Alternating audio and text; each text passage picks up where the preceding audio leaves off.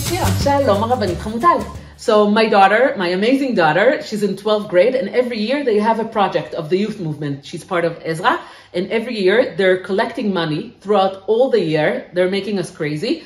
And then at the end, in July, they have a week of a summer camp for kids with disabilities. Beautiful. So they bring kids, now they're bringing kids from the north because they suffered from the war. So they bring them over to Efrat for a week. Wow. And they're doing pe'iluyot, activities for these kids throughout a week. So throughout all the year, They fundraise for that. And then it's like a 1 year of a week that is like full of activities, Beautiful. full of fun, and all the youth is around it. So my daughter last year, at the end of this week, asked me, we have some money left. Can I do an evening of dinner to all the madrichim, to all the counselors that did the keitana? Can I use the money that I took from people? And I told them, this is dedicated for the camp. Bidyuk, this is for kids with disabilities. Can I use that money in order to have a night of closure and to say to all the madrichim thank you and to think about next year? Or it's not allowed to use the money for a different reason and not actually for the camp itself. No, they had a whole discussion because they said, Rega, we took the money from people. We told the people this is for the camp. Is this part of the camp? Wow. Because the camp is already over. Beautiful question. Beautiful question. And I told her at the end, of course, you can use it, but don't overdo it. Don't overdo it. Meaning you're not going to go out to a restaurant, but you can do in your sleep. A small barbecue for the Yeah, you can do like a night of saying thank you nicely to everyone and thinking about next year. And they did think about next year, and now they're already working about, and this July, Be'ezrat Hashem, they're going to have this beautiful camp again. And it's part of dealing with money, and not just dealing with money, but dealing with tzedakah. They know that they're taking money from people because people want to be part of this beautiful project. But how much are you allowed to use that money for different purposes? So this week in the Gemara, we're talking about actually changing the purpose of money or something that you dedicated for the Mikdash, for example, Korbanot or Simanim of the Ktoret, and asking what happens if we are not going to use this cow or this, whatever they use for the Ktoret, and we want to change its use. Are we allowed to do it or not? And the term that we're going to speak about today is Lev Beit Din matne alehem. Okay, so let's try and translate that. It's a hard one. The heart of the court, of the rabbinical court, the heart of the Beit Din, matne alehem is like giving them conditions or giving them permission. Giving them permission to change the use of the money or the cow or whatever it is. So there's a condition when you give truma. That maybe that the Beit Din, the condition is that you're giving it to the Beit Din and the Beit Din can use it. It's only bounding when we're talking about korbanot tzibur, something public that the whole public is using, and we want to change it. And Rabbi is asking in the Gemara, there's a question that Rabbi is going to answer. If you want to use these things, but we already dedicated them for the Mikdash, they're holy now, they're kedoshim now. So what are we going to do about this holiness? Amar Rabba. Lev Beit Din matne alehem. When you buy it, then you know that you can change its destination if you need it. Im utzrechu to Beit HaMikdash lakodesh utzrechu ve'im lav yiyu kedoshim rak lidmehem. Meaning you can buy something with and change it into money, and then you can repurpose the money. Meaning the holiness is going down. It's a not notch. on the cow itself, exactly, but it's on the value of the cow. B'diuk biglal she'lev Beit Din matne alehem. Meaning when you first dedicated the cow, you said maybe, just maybe we're not going to use the cow, we're going to use a different one. There are a whole kind of discussion that you'll see in the Gemara. But the question is, what does that mean, Lev Beit Din matne alehem? So the Ritba is saying, why are we saying the heart of the Beit Din? Why can't we just say, Beit Din is giving them permission? Yeah. And the Ritba is saying, because this is the place where they're allowed to use their right mind, their judgment, their decision making. They're allowed to look at the connotation, the situation, and to say, this is the place where we're allowing this, we're changing that, we're doing that, we're taking the money from here to there. Right. Meaning the Beit Din have the ability to decide. This is why Ritva is saying, this is why they're using the word live.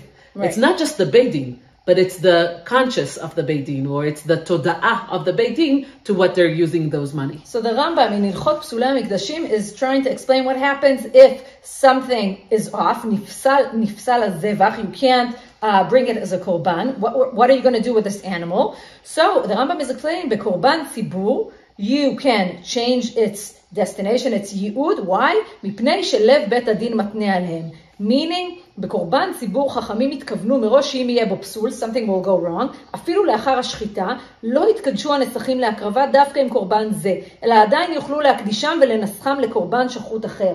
You're saying not everything goes down the drain, you can change the zevach, because it's korban tzibur, it's a public korban, and lev bet din matneh, meaning there's kind of a condition saying if something goes wrong, we can change it.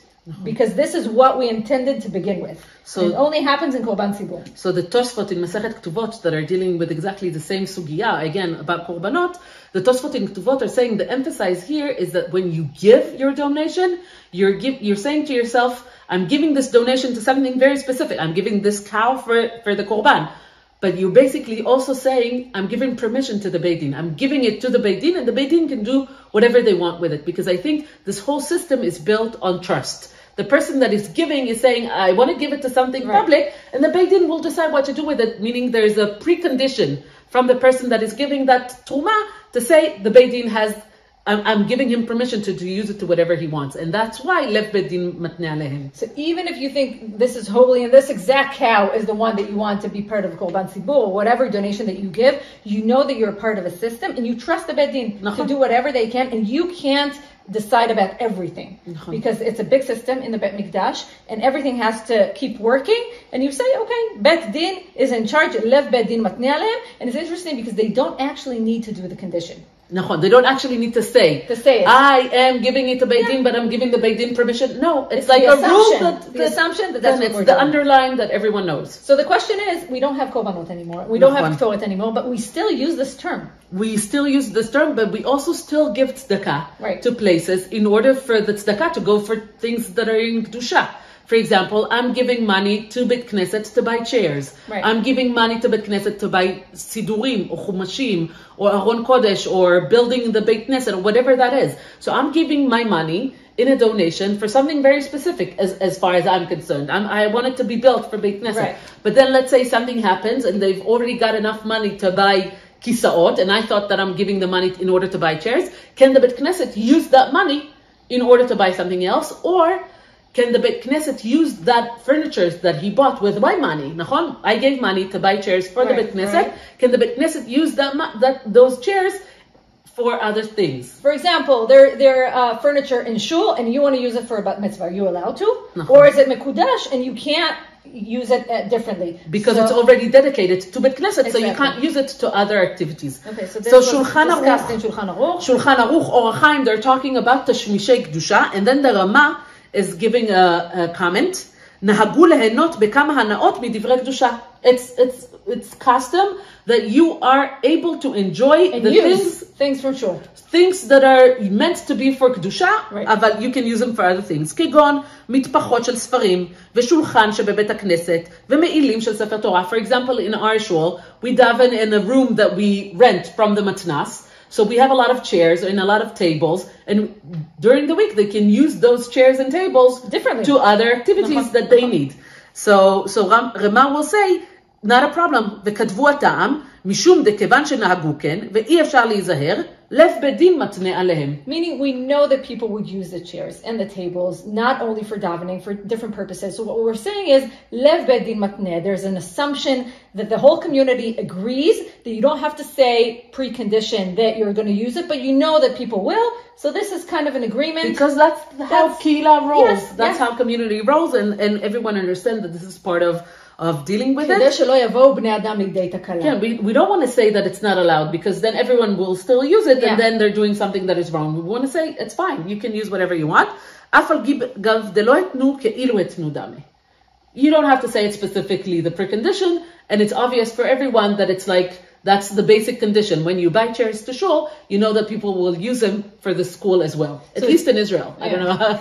So it's beautiful that this term starts in the Gemara about korbanot, about something that looks very remote from our life today, but we're still living in communities and we still know the human nature, and people would use things differently, even if we're not talking about cows and cattle or whatever. But it is important to say, as a community, we give permission to the Beit Din to run things, and we trust them.